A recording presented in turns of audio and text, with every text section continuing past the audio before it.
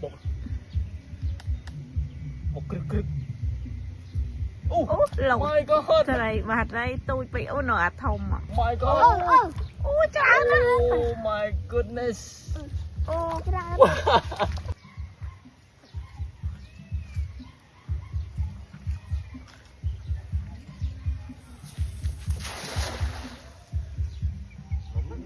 nó nghĩ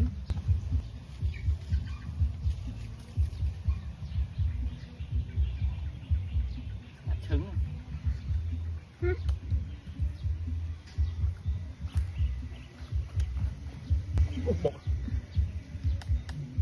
một cực lột my god trời mà đây tôi bị ôn nọ thông à ở đây chọp một cái này nè thốn mà môi nước lột trên bàn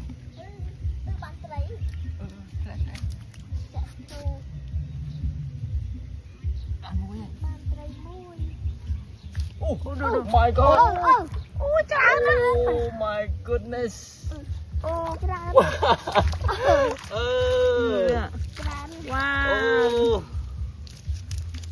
vì buôn của môi vậy vốn là lốt bánh lốt chanh môi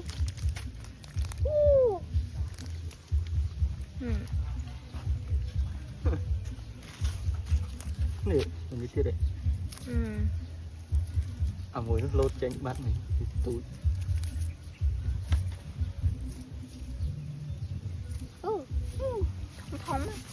không đấy